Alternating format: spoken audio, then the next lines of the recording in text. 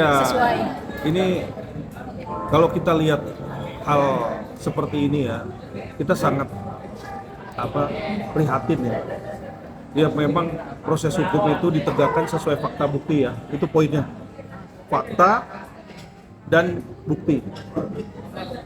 Tapi kita tahu bahwa yang benar itu belum tentu yang menang, yang salah belum tentu yang kalah. Itu pakemnya.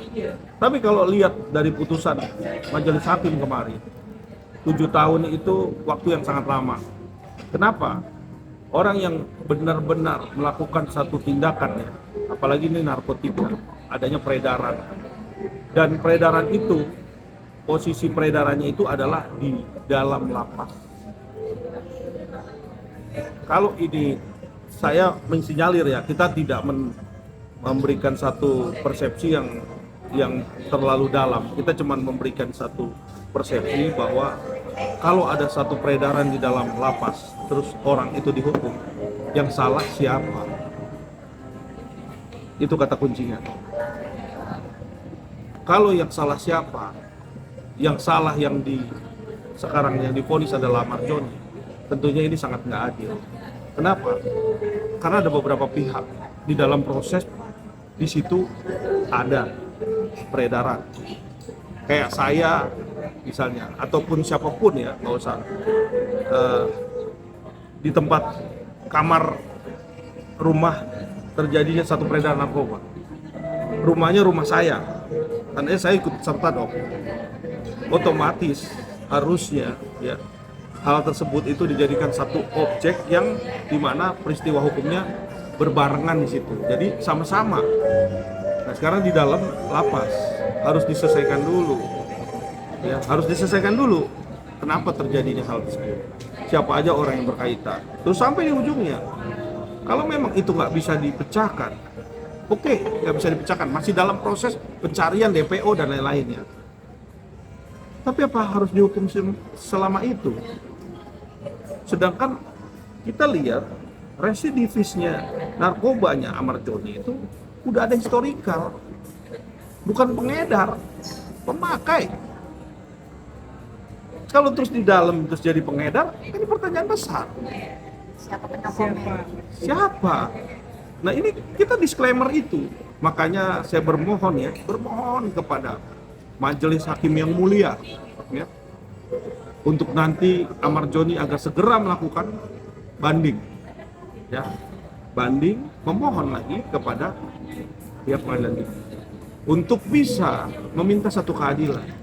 Semoga saja di bandingnya nanti mendapatkan hakim yang benar-benar punya empati, ya, bukan nurani aja tapi empati. Jadi segala apapun yang dialami oleh Amarjoni tentunya ada satu hal-hal yang perlu dipertimbangkan matang, walaupun nalurinya sudah ada, alat buktinya sudah jelas, tetapi dalam hal ini kita lihat dari perspektif hukum, karena perspektif hukum itu selalu berjalan dengan naluri hukum. Jadi kita bisa lihat dari situ. Jadi kalau memang nggak perlu dihukum sampai sejauh itu, sampai 7 tahun, kenapa harus dihukum segitu beratnya? Kasihan kan masa depannya. Kita bukan membela, saya nggak kenal loh dengan Amarjoni, tetapi kalau lihat perjalanan kasusnya, saya rasa ini sangat miris. Tumbal bener Pak?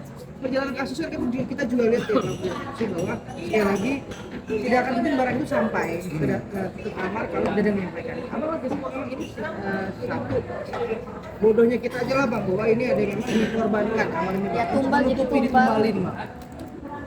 Kita duga itu bisa aja itu terjadi, ada tumbal dan lain-lain. Tapi makanya saya bilang nurani, naluri itu harus dipertimbangkan matang. Hakim itu tidak juga lihat dengan alat bukti yang sekarang. Alat bukti ini bukan satu-satunya alat bukti yang bisa dijadikan kesakitan seseorang, satu poin. Tapi kita lihat perspektif lain, ya, terjadinya hal seperti itu tuh apa yang mendukung? Kan gitu, ada tempat, ada orang, ada terkaitan orang-orang lain yang mengantarkan, kan itu juga harus dibuka kan, walaupun orang-orang itu juga udah dipecat atau dihukum, kita kan nggak tahu seperti apa. Tapi yang paling penting adalah bagaimana Amarjoni ini bisa lepas dari jeratan sebagai pengedar. Jadi kita nggak ngelihat oleh perilakunya seperti itu. Tapi kan di situ ada wadah ini, ada tempat. Di mana tempat itu kok bisa gitu kan? Kita kan jadi menduga. Kalau itu belum dipecahkan, nanti hakim harus belajar. Jangan tuntut berat sekali kepada Ahmad Joni. Dan ada ketakutan juga karena kan akan dipindahkan ke Nusa Kambangan, karena saat ini pun Amar ada berada di sel tikus, artinya diisolasi lah seperti itu. Mungkin gimana nih Bang? Ya apapun itu, mau masukin di sel tikus, dimasukin Nusa Kambangan, kasihan nasib orang. Emang orang mau di seperti itu. Kita juga lihat Nurani juga, ya kan. Jangan sampai hal-hal seperti ini itu dijadikan satu apa ya namanya, nanti menjadi jurisprudensi kan. Putusannya Ahmad Joni ini menjadi contoh. Buat apa?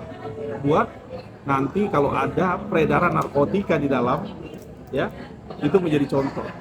Jangan sampai ada lagi seperti itu. Kita kan menduga, oh tandanya ada, gampang dong terjadi hal seperti itu di dalam lapas kan gitu. Ya jangan sampai terjadi itu lagi. Makanya putusan Ahmad Joni harus kita kawal. Semoga putusannya tidak boleh, harus sesuai lah intinya. Ya harus sesuai apa ya, itu ada di dalam lapas, kita harus pastikan dulu, dan kalau memang nggak bisa pastikan ya tentunya jangan dihukum berat lah, harusnya seperti itu. Jadi PR buat lawyer yang baru yang sekarang Bang, yang mengkawal Amar juga nih.